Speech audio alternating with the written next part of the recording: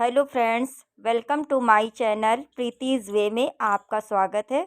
तो आज हम जानेंगे अमावस कब है, अमावस की पूजा विधि क्या है, अमावस की डेट क्या है, आप किस दिन पूजा करेंगे, पीपल पूजा कैसे करेंगे। तो आज हम आपको बताते हैं। तो सबसे पहले अमावस की डेट जान लेते हैं, अमावस कब है। तो अमावस पड़ रही है 19 दिसंबर को। ठीक है, याद रखिएगा 19 दिसंबर को अमावस है। 4:37 सुबह से चालू होगी, इसका समापन होगा 20 दिसंबर को सुबह 7 बजे।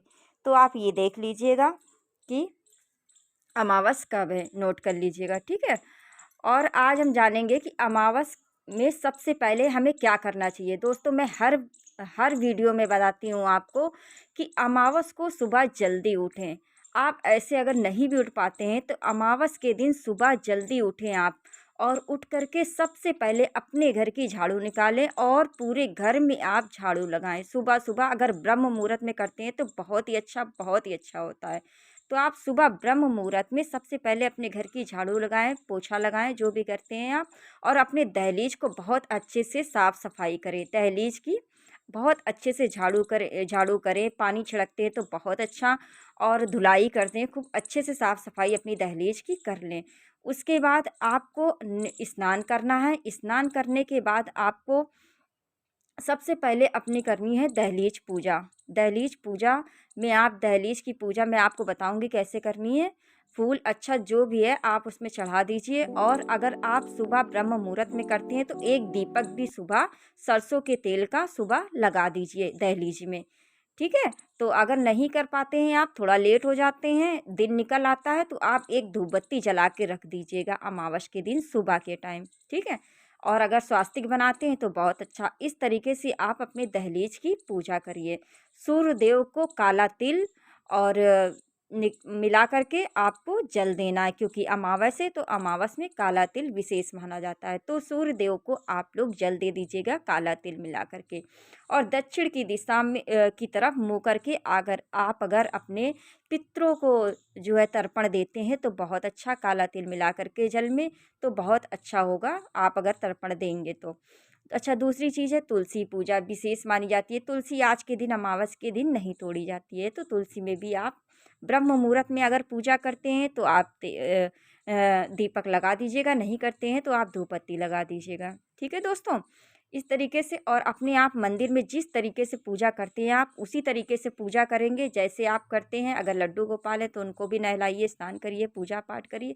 अच्छा, आज के दिन विशेष माना गया है कि आपको शिवलिंग मंदिर जरूर जाना है भोलेनाथ की, और शिवलिंग पर एक लोटा जल आपको काला तिल मिला करके उनको अभिषेक जरूर करना है। तो ये चीज़ ध्यान कर लीजिएगा। शिवलिंग में आप लोग ज़रूर से ज़रूर जाइए, एक लोटा जल चढ़ाइए। और विशेष माना जाता है पीपल के पेड़ की पूजा।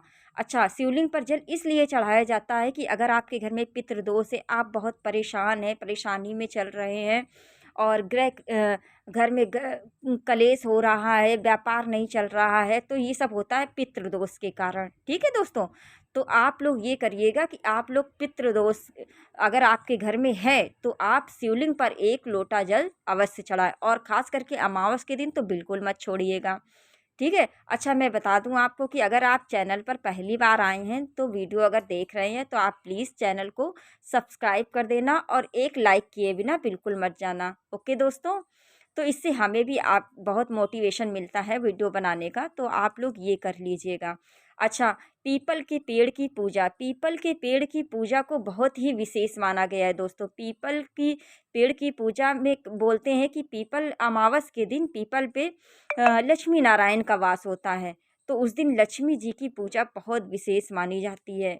अमावस के दिन लक्ष्मी जी की पूजा विशेष मानी गई है, इसलिए बताया गया है कि लक्ष्मी को प्रसन्न करो। और सच बता रही हूँ कि अगर आपने अमावस के दिन ये कर लिया तो सच में आपके घर में धन्य धान्य की कमी कभी नहीं होगी। ठीक है दोस्तों, तो आप लोगों को इस दिन अमावस के दिन पीपल के पेड़ की पूजा, एक लोटा काला तिल, कच्चा दूध और जल, ये सब मिला करके आपको पीपल के पेड़ की कुछ मीठा डाल करके जल चढ़ाना है। उसके बाद एक दीपक लगाना है, और अमावस के दिन अगर सुबह लगाते हैं तो ठीक है, वरना कोशिश करिए चौमुखी दिया शाम को, रात के समय, बहुत ज़्यादा रात में नहीं जाना है, शाम को 6 बजे के टाइम लगभग 6 से 7 के बीच में आप जा सकते हैं और चौमुखी दीपक काला तिल डाल करके उसमें अवश्य लगाएं पीपल के पेड़ में।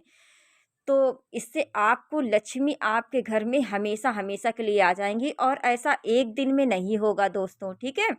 तो आपको कम से कम विश्वास मानिए, ये साल की एक अमावस बहुत ही आपको प्रभावशाली बना देगी। तो आप साल में जो 12 अमावस पड़ती है, इस तरीके से आप 12 अमावस करके देखिए, विश्वास मानिए, आप विश्वास मानिए कि आपका काम ज़रूर से ज़रूर होगा और आपका घर भी धन्य धान्य से भरपूर प्रभावशाली आपको बना देगा।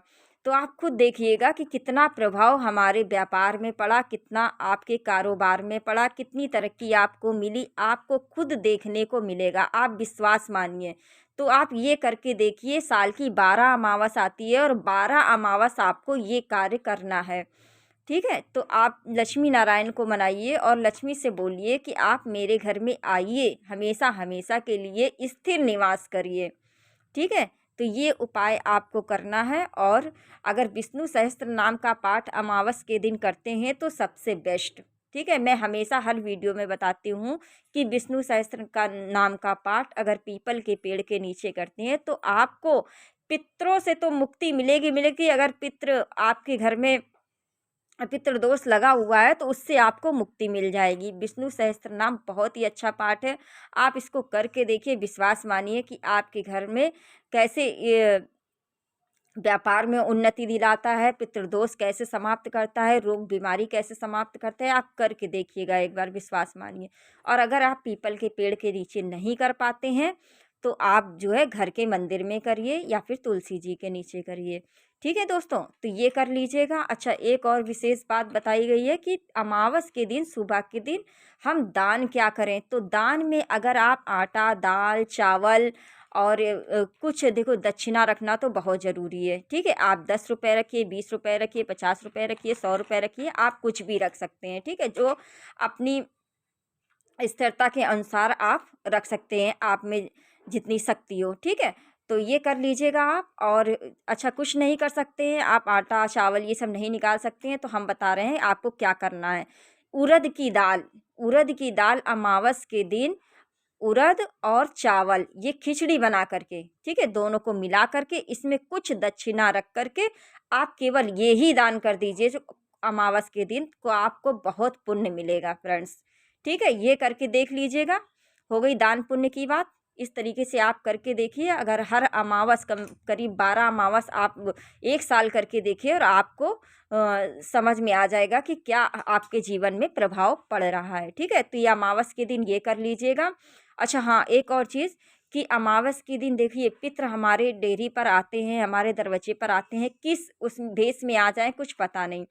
तो आप एक रोटी, गाय को तो निकालनी है पहली रोटी, और दूसरी रोटी आप पक्षियों को टुकड़े कर करके और अपनी छत पर उनको पानी रख दीजिए और पक्षियों के लिए ये भी रख दीजिए, ठीक है। एक रोटी टुकड़े करके रख दीजिए ताकि पक्षियों का भी खाना भोजन हो जाए। अच्छा, अगर आप अमावस के दिन खीर बनाते हैं तो और भी बेस्ट। अगर अमावस के दिन आप खीर बना लेते हैं तो सच बता रही हूँ कि आप कंडे पे रख करके माँ लक्ष्मी को भोग लगाइए चम्मच से 11 बार, ओम महालक्ष्मी नमः, ओम महालक्ष्मी नमः, ओम महालक्ष्मी नमः, ओम महालक्ष्मी नमः। इस तरीके से मंत्रों का जाप करके आप खीर का आप जो है कंडे में अग्यारी करके और उसको डालते रहिए। ओम महालक्ष्मी नमः के मंत्र का जाप करते रहिए। इससे आपके जीवन में बहुत प्रभाव पड़ेगा और माँ लक्ष्मी आपके घर दौड़ी दौड़ी आएंगी, ये विश्वास मानिए, ठीक है। तो इस तरीके से आप कर लीजिएगा और पक्षियों को दाना पानी दे दीजिएगा। आई होप कि आप लोगों को जानकारी अच्छी लगी होगी। अगर ज़रा भी पसंद आई हो तो चैनल को सब्सक्राइब किए बिना बिल्कुल मत जाना। अगर कोई भी आपको प्रॉब्लम हो तो कमेंट बॉक्स में ज़रूर लिखना, ठीक है। तो आई होप आपको वीडियो पसंद आई होगी और चलते हैं। Okay and bye bye. हर हर महादेव दोस्तों, जय भोलेनाथ।